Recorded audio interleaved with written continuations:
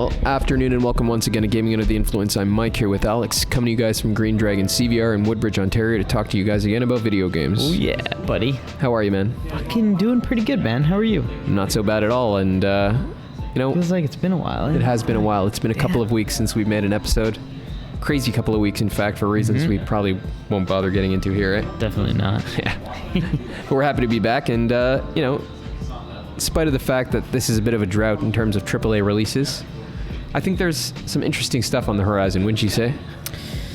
Yeah, it seems so. It's like, how we always talk about there being a slight drought. It's almost like, this year kind of Q1 was like blue. It's like fucking load of sick games, right? We've had a ton of good releases. And then you kind of look at it and it's like, wow, it looks like it's going to be a little bit of a drought. But obviously there's a silver lining in between there. Yeah, it's only on the AAA side. And, Exactly. like we've talked about a lot in the past, that's not the only place that good games come from, and oftentimes it's where the worst ones come from, and Yeah. I think that's for a simple reason. And we talked about this in the past, that AAA games made by like fucking Mega authorial figures, like with creative control over their work, like that come out of one guy's mind, like a Kojima or a Miyazaki, Right. or even a guy like Sam Lake writing the thing, right?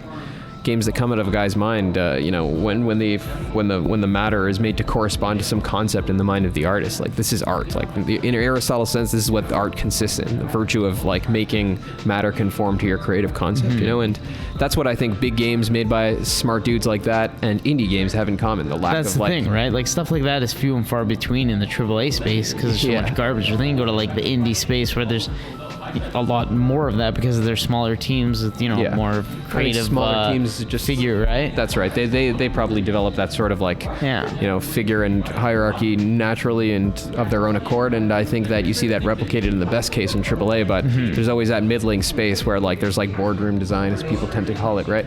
A committee design. There's no fucking guy with an idea. Focus it's group. Just a bunch of people with metrics they harvested from God knows where, making some Franken Cobble thing. up a fucking thing and Bob's your uncle. There I you think go. I think that's why like indie games and games made by interesting like video game authors, you might call them, right? Like have this in common, like they fucking purity of like their creative control over the matter of their fucking of their work, right? It's the most important thing, right? Yeah, they're able to express their concept without like parasitical theses like profit or political concerns.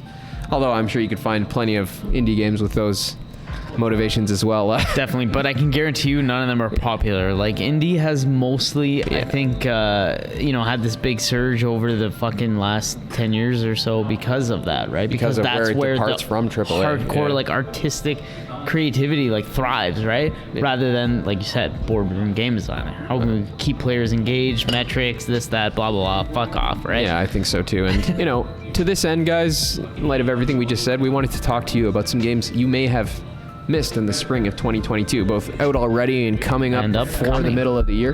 Fucking A. Before the end of June, I guess we would qualify as spring, although that's probably not a technical categorization. But it's coming. I think we want to start with Norco, man. It's something that we've discussed a little bit before, maybe a month or two ago when the demo came out in anticipation of the full release, but it's out now. I've yet to play it all myself, but a couple of my buddies, Jingo's playing it right now, actually on Steam, literally as we speak right now. I'd like to tell you a little bit about it, and these are the words of the publisher. Norco is a sci-fi southern gothic adventure that immerses the player in the sinking suburbs and verdant industrial swamps of Louisiana's petrochemical hinterlands. Spicy. Your brother Blake has gone missing in the aftermath of your mother's death, and in hopes of finding him, you must follow a fugitive security cyborg through the refinery strip malls and drainage dishes of suburban New Orleans. Fucking sounds vaporwave as fuck. Yeah. No, it sounds pretty cool though. In many ways, it's akin to Disco Elysium and how the text plays out and how much emphasis there is on like conversation and reading, right? You'll explore a world of detail-rich and atmospheric pixel art born from the petrochemical landscapes of South Louisiana. They like that word, petrochemical. Yeah, no. Navigate your way through the world of uncertainty and moral ambiguity as you venture deeper into the swamp to unravel the threads left by your brother. Fight, sneak, or fast talk your way past any hometown bullies, security contractors, or death cults that stand in your way. Wow. Bust into a refinery with your robot friends. Immerse yourselves in an eclectic, atmospheric soundscapes of Gegwali the First. The fuck is that? I don't even know, but I actually like to find out now. Yeah, sure. And you'll explore a vast scenic landscape of pulsing nightlife and eerie solitude. All this looks like good stuff, buddy. I really enjoyed the hour or so of the game that I played, which is the footage you're probably seeing on your screen right now. I highly recommend you check out the demo. As I mentioned, Norco, from my experience so far, just immediately evokes Disco Elysium to me. Obviously, it's not an isometric RPG, but like the broader like fucking structure of the game, and even like how they approach just moment-to-moment gameplay, like the loop, I suppose. This emphasis on good writing and conversation, and like this magical Just realist world like building. classic BioWare kind of thing. Yeah. That's cool. Is it it's not first person, is it? How does it play? Kind of, it's first person. It's like a point and click game. It appears as a point and click game, you know? You're just like presented with like I guess pre-rendered backgrounds, you might say, right? Right. Beautiful, like pixel art Nice. scenes, and you just click on and interact with the environment, and then you go into some different area connected to that screen. Yeah, and you Sounds click through very it. interesting from the synopsis here. Yeah. And that, like I mentioned Disco Elysium, because in that game you just talk a lot and you respond, and like your fucking interaction with the characters is really like the meat of the game and where the RPG takes place, right? It's not like, you know, we mentioned BioWare, but it's like a BioWare game without the combat, without the moment to moment, like without this like nonsense, like gamified stuff, right? There's a purity to this design. It's a real storyteller genre. I think it's like the modern successor of the novel. You know what I mean? This kind of game. Yeah, that's a good way to put it, man. It's cool to kind of just sit there and go through something like that without the same intention as playing like a fucking Souls game. Absolutely. Right? So it's fundamentally different orientation. It's a highly symbolic and uncircumscriptive genre, right? Like it's not at all meant to simulate your presence in the world physically so much as to just like, again, like reading a novel, you know? It's like I was saying, reading those Goosebump fucking books as a kid and picking your next fucking thing.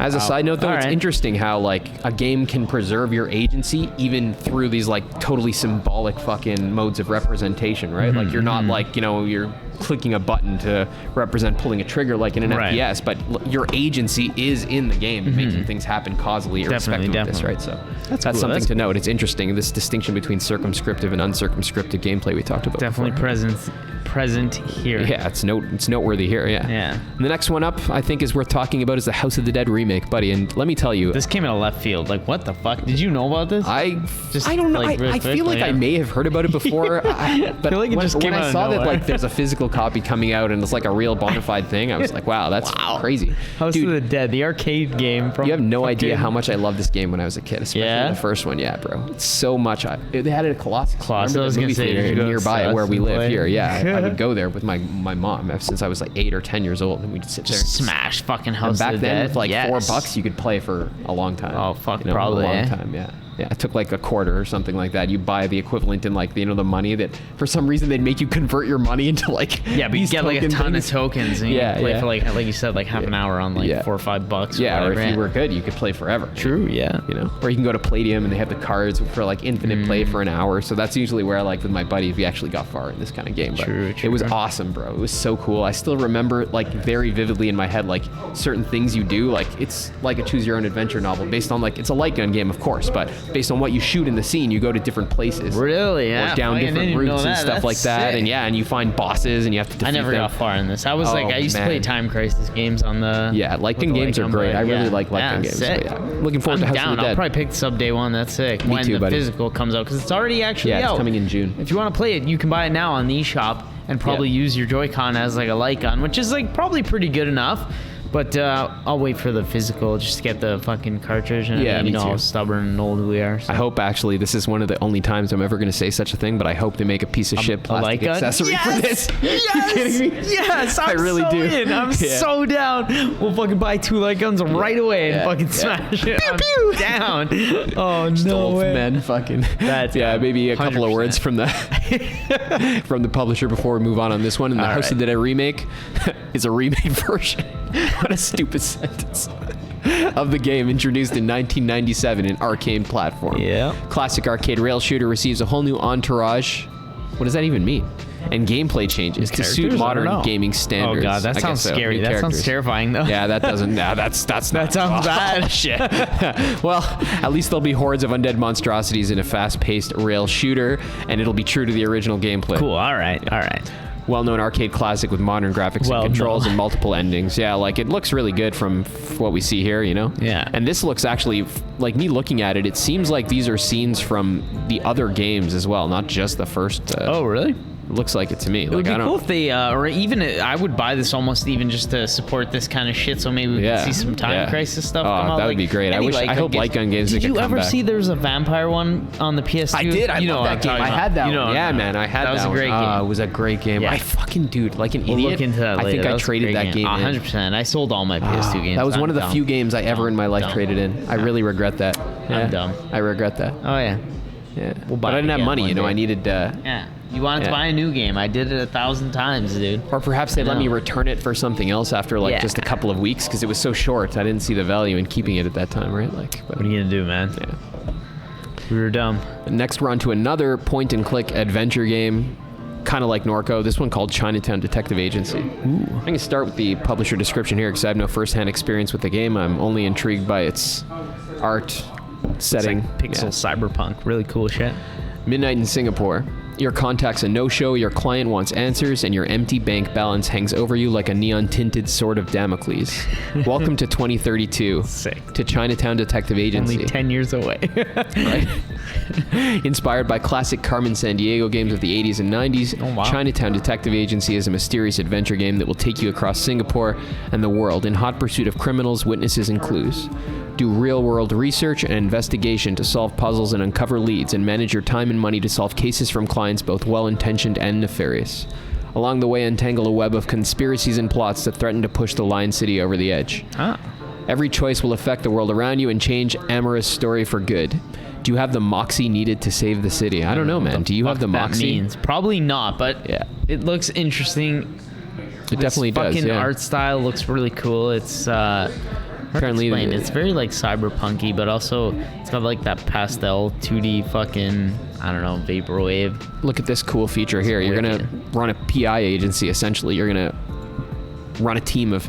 You're new to the PI game, but over time you're bound to make contacts, build a network, and even hire some staff. Nice. Alongside investigating cases and mysteries, you'll need to keep your business running and your staff happy. So it's like a sim Space for a builder, fucking baby. detective agency. Peace Walker. Look at this art, bro. Yeah, it looks That's crazy, something, right? That is Looks something. sick. This especially, wow. Nice. Beautiful. So I'm really looking forward to this too. I guess it's kind of in the vein of Norco, but it's leaning into like, you know. This feels like the natural sort of what's to come, like after Disco Elysium, because no doubt, like Disco Elysium will have set off like a little bit of a even in how the ripple, text is presented, you see. Yeah. Instead of just like in that Baldur's Gate style thing at the bottom of the screen, this is like text messages. Yeah, they definitely instigated some kind of like fucking, of course they had to have. With the success that game saw, there's no way it would have been, you know, just a blip in the fucking, you know, there's gonna be things that are influenced and coming out of that sort of, it has to be this like way, a genre, right? Yeah, that's right. Remember we talked about before, like genre and its grammar, how it has like a movement, and how like what comes fucking before will determine what comes after in a way. Like it has to exactly be that way, right? this. Yeah, that's exactly what happened here. Yeah, Norco, Chinatown Detective Agency, like there's probably all kinds that we don't even know about. And the difference between them is like fucking mitigated by the fact that they all have that like emphasis on like text-based like fucking novel style storytelling in common, right? And next we have Dolman. Moving on to Dolman, something that I've been looking forward to for a while because it reminds me of fucking Hellpoint, which I really liked a year or two ago. Holy shit, I can't believe it's been a while already, Staggering. That's a great game though, Hellpoint's getting DLC this year too. Looking forward to that also. Yeah, in the meantime, we got Dolman. It's coming 20th May 2022, and it takes place in a sci-fi universe where humanity has colonized several star systems and used space travel technology and genetics to adapt to the conditions. The Revium system is far from the main inhabited area of the galaxy, but drew attention of Zone Corp for emitting radiation different from other systems, suggesting the existence of other universes. There was only one planet in the system, which was named Revian Prime.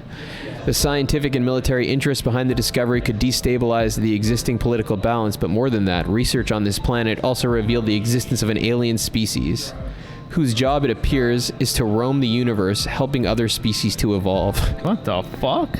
Their interests are obscure, and it remains to be seen if the creation of Xeno species could have had any influence on them. The player needs to discover the secrets of Revian Prime and the Dolman crystals. Honestly, bro, from this description, I learned literally nothing. It seems kind of like fucking... Yeah, I mean, like, I don't know anything about it, but at least the premise sounds kind of like a fucking... It sounds sick. I like what they're getting at. Yeah. Just that I guess it leaves you kind of with more questions than not, right? Like, looks like a Mass Watch Effect. this for a sec. Yeah, the art evokes Mass Effect slightly, eh? Yeah. It's definitely what it made me think of the first time I saw it. Look at that. It's undeniably a Souls-like game, though. Watch how the guy fights. Yeah. Yeah, you'll fucking see. Looks really good. It does look pretty sick. The thing I like is that, we've seen tons of like Souls-likes and stuff, but most of them are, none of them really, other than Hellpoint and The Surge, have been like sci-fi. I'd like to see that sort of more. Me too. Yeah. Explored, right? And this looks like that. I mean, it could be a hit or miss. We'll see, but looks pretty fucking cool to me. I'm looking forward to it as well. Sci-fi Bloodborne. Sci-fi games like that, with right? fucking Souls-like world building and combat are always like to my taste. So Yeah, absolutely. I hope they pull it off. Definitely. As confused as the description here seems to me. Yeah, I guess it's pretty fucking vague, but I mean, it also, in that sense, maybe evokes a little bit of Souls there. I guess so. It's vagueness. The art looks beautiful, though. They've done a bunch of showcases of different environments of the game and some of the enemies. So that's Dolman. Just a couple more here we got for you today, and the next one is Yuden Chronicles Rising, coming in 2022. This one is an interesting scenario because basically next month in May, they're coming out with Yuden Chronicles Rising, which is a straight 2D style game, and this is very reminiscent of the whole Bloodstained thing where they released a smaller version of a game, and it's a prequel of the game coming out next year. That's like the full featured game. Anyway, they both look sick. So the one coming out next month is this 2D side-scrolling ARPG, so an action RPG with real-time combat. And it looks cool, man. The art is fucking sick. If anything, it's just kind of getting me even more excited for the full game that's coming out next year. That'll be like a full-fledged, almost like a HD 2D Octopath style fucking RPG with, I think, real time instead of turn-based combat, right? It does look really cool from what we've seen. It has like, some dodge-based stuff. Yes, that's right. Even this 2D one that's coming out next month, which really is what interesting too, just how there was that Grammar genre with the fucking Disco Elysium inspiring games that came after it. Now we have the same kind of thing with the 2D, 3D art, obviously. It's instigated somewhat of a shift in aesthetic tones that people are comfortable using, right? Sorry, continue. No, honestly, it's this game is kind of came out of nowhere. I didn't realize it was like a Bloodstained situation where there was 2 games coming out, but now that I realize, next month we're getting the 2D form of this, the prequel version, I'm fucking stoked on that. And me too, man. I can't wait to see what it's gonna be like there, because I haven't seen much of it, but I can read a little bit about it here if you like. Yeah, let's read a little bit about the game from the publisher before we move on. And Yuden Chronicles Rising is an action RPG set in the same world as Yuden Chronicle 100 Heroes. Are they referring to, or some previous game? I'm not sure, but we should check into that. Yeah, I assume they mean also the 100 Heroes, which would be the next year's game. Probably. It weaves together the pre-war tales of various characters who will eventually become your companions in Yuden Chronicle. Oh, there you go. The game will introduce a portion of Yuden Chronicle's cast of characters and an original story with thrilling action and engaging town upgrading elements. There will be some perks for players that link the game with Yuden Chronicle 100 Heroes. Right. Interesting. Honestly, man, that's if you're going to market something, I think you said this to me before. Yeah. That's a competent way to do it, wouldn't you say? Best fucking way. Come out with a little bit more of a downscaled 2D whatever kind of game. I say whatever, but I don't mean it like that, right? Not in a deprecatory sense, just exactly, right? Come out with that, and then you get the fucking full game next year, and at the same time, that helps, I guess, fund it too, because you're paying for this game, but you're also getting something out of it because they're making a prequel, right? It's a well thought out thing.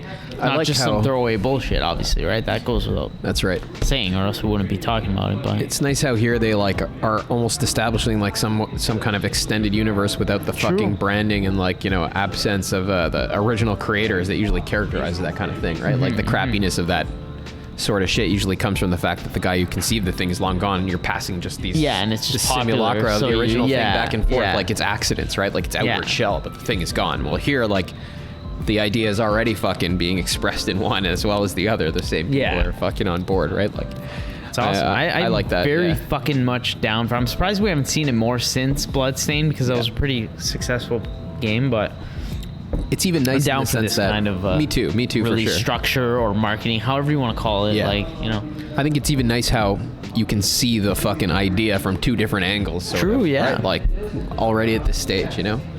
Very much not Great, like Halo being passed between Bungie to Microsoft, right? Like the guys are making the same thing at the same time, you know, two different aspects of the same concept. Ideally, anyways, that's how I would like this to unfold. Right. So Uden Chronicles looks good. Check out the art. Check out the interesting combat. You made the comparison to me before to Dragon's Crown and to the Vanillaware games as well, which is cool. Yeah, because this one's straight 2D side scroller. That's right. Yeah. With a dodge, we noticed. That's always a plus. And last but not least, today we have the Quarry for you. The Quarry. And this is by Supermassive Games, the folks behind Until Dawn.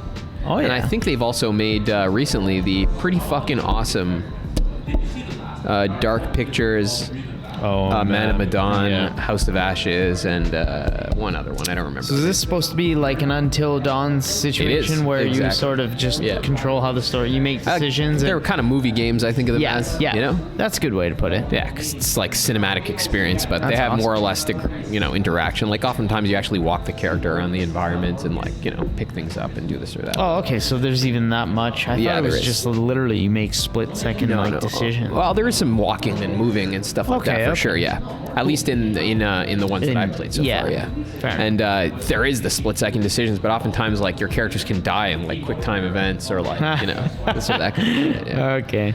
The cool thing about these games is that all of your characters can die. I think. Yeah, that's pretty sick. You can sort of keep all of them alive, and they can all die. They can all die. Yeah. But what is the Quarry? Well, we'll hear again from the publisher. It is an all-new teen horror narrative game where every decision shapes your unique story from a tangled web of possibilities. Any character can be the star of the show or die before daylight comes. Take control of 9 camp counselors and, using your wits in conversation and reflexes during action, do everything you can to steer them away from or directly into danger. It's a game developed by Will Biles and the award-winning team at Supermassive Games that created Until Dawn. Nice. Coming out on June 10th. It's pretty cool, actually, how they incorporated multiplayer, such as it is, into these games. You in the original Until Dawn, I don't know that they had this, but in the House of Ashes and other Dark Pictures games, they implemented a feature where you could actually pick at the menu, like this person is controlling this character. Player 1 is this character, player 2, so the actions of the character comes around, and that person is supposed to take over the controller specifically. You know what I mean? Cool. So it's like some integrated. You mentioned before. But you play multiplayer online with people. I think you probably could play online. Let's see what it says here. Yeah, online multiplayer for sure. It's an exciting online mode where you and your friends can watch along and vote on key decisions. Yeah. Local is probably the more. This is the main thing I think here. You can play the game solo with up to 7 online companions. 7 other companions in local couch co-op with each player controlling a counselor's actions. There is an online multiplayer mode where friends can watch and vote. Oh, okay. That's cool too, I guess. Sure. Yeah. It's cool that there's a multitude of ways to, go about it. That's awesome. If you're like us and don't have friends, you can just play online with strangers. Yeah. Right? Yeah, so that's interesting, man. It's novel kind of game design, also very uncircumscriptive, I guess I would say, but it just goes to show what you can do with the medium. Another thing that's cool about all these games we talked about today is they're pretty much all new IPs, are they not? Yeah, I guess so. The Quarry definitely is. Uden Chronicles may or may not be. We can look into that, but I don't think I've ever it may as well be. Yeah. It's not popular enough to be capitalizing on any previous success unless dudes are like people older than us. House of the Dead obviously is not new, but the rest of them are. House of the Dead is definitely not new. We got Norco, we got Dolman, Uden Chronicles, there. Chinatown, and the Quarry. Yeah, those are all new games. House of the Dead is a remake, but see. Q1, it's a time for new IPs, yeah. Q2, Indie, AA, whatever you want to call it. Fucking doesn't matter. That's right. There's always something good to look forward to. You're right. Especially look at this year. Look how that unfolded. Fuck. Well, that's our bit on games you may be missing in the spring of 2022. Feel free to look in on them and let us know what you think. I think there's a demo available for Norco right now, actually. Nice. Fucking get right into her. All right. Thank you guys very much for tuning in. We love you. Take care. Fuck yeah.